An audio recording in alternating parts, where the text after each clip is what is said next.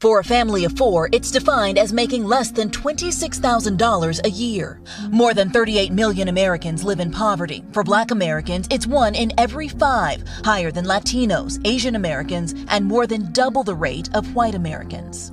And it spills into all aspects of life. More chronic health issues, higher rates of divorce, and abuse or neglect. Climbing out can seem nearly impossible. It often requires a new job or a degree, much harder with fewer resources like transportation and childcare.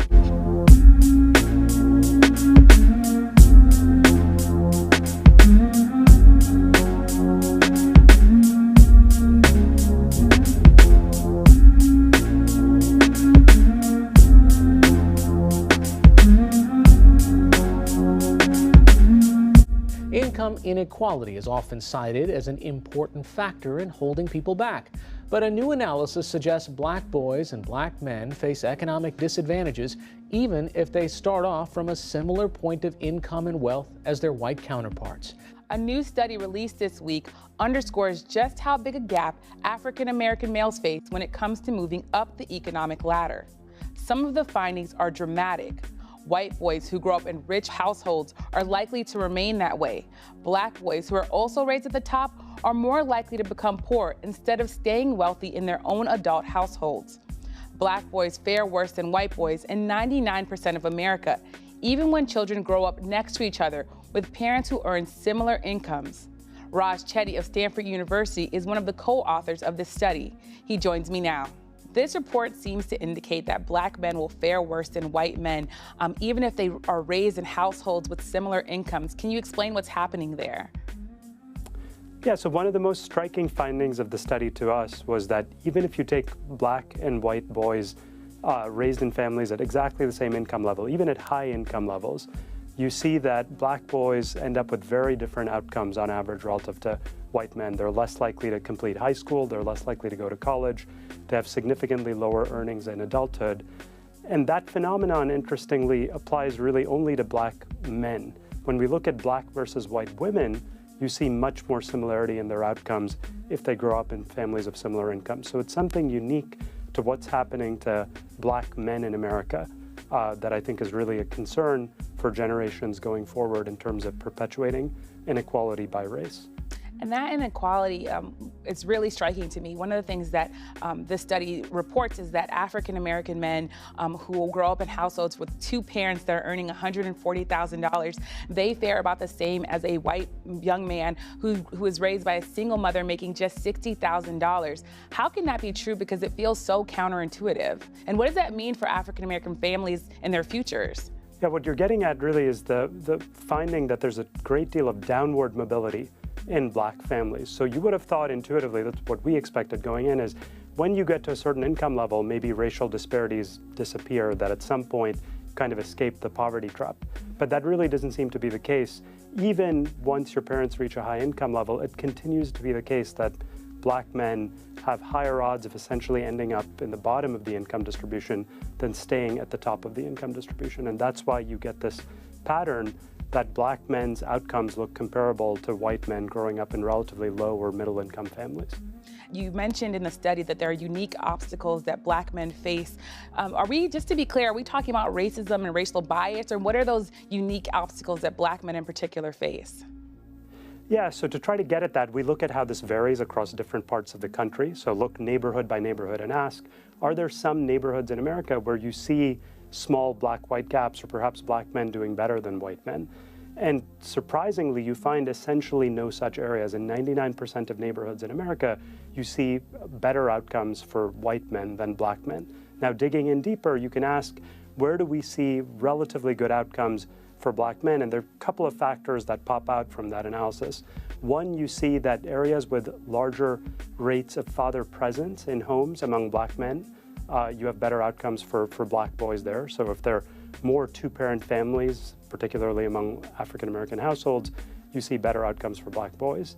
And second, you see that areas with lower levels of racial bias among whites tend to have better outcomes for Black men. So those are a couple of the factors that I think could be associated with these better outcomes, but I think more remains to be understood in terms of exactly what's driving these really sharp differences.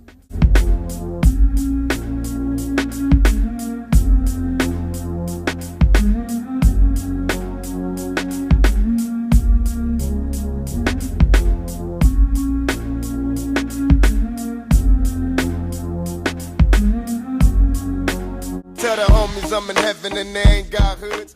Like many songs will tell you, Bullet holes left in my peep holes.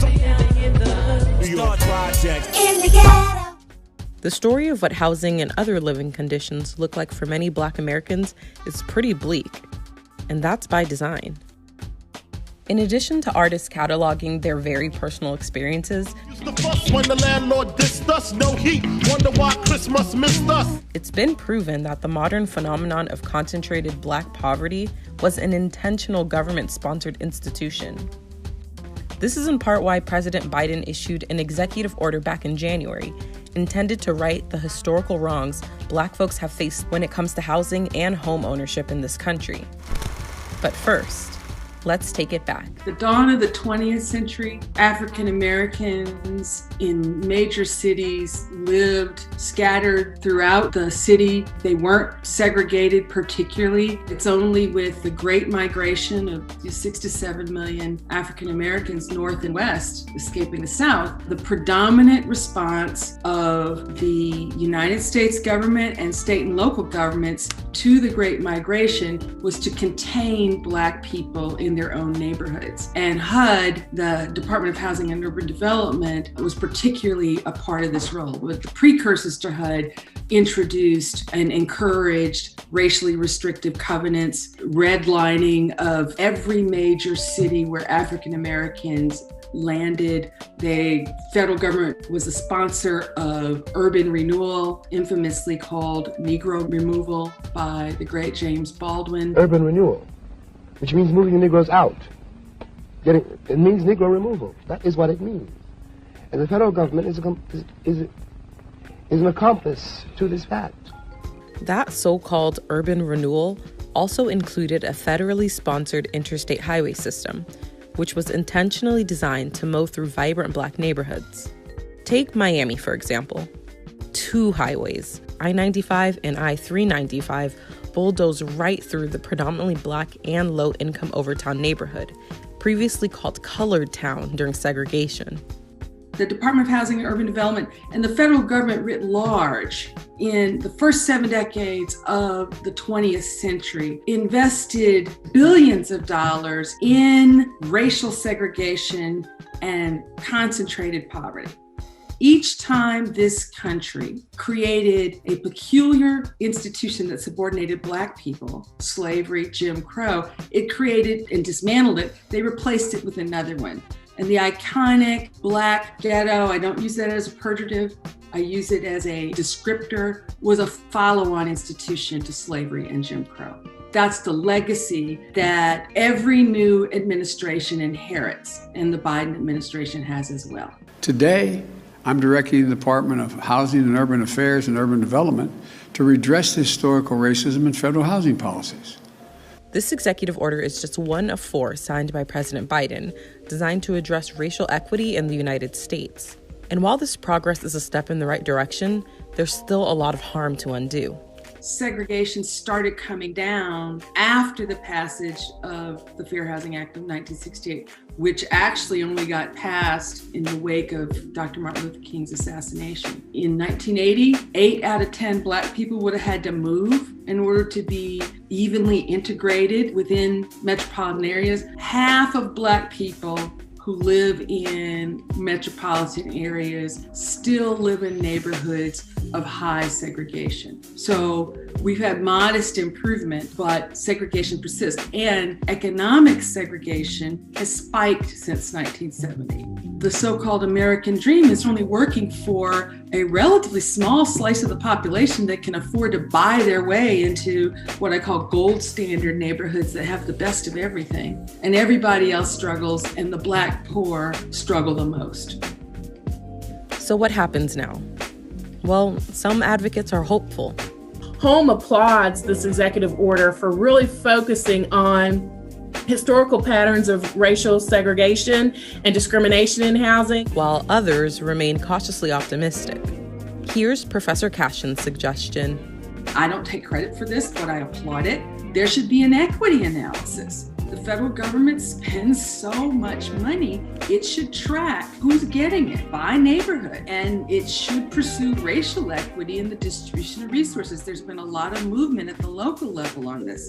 For the example of Baltimore, they did an equity analysis and found that they were spending 4 times as much money in majority white neighborhoods as in majority black ones. I think we're in this moment where people are waking up, the realities of systemic racism, and I believe there is an ascending majority multiracial coalition that wants something better than a separate unequal nation that overinvests in some neighborhoods and disinvests and preys upon people in other neighborhoods.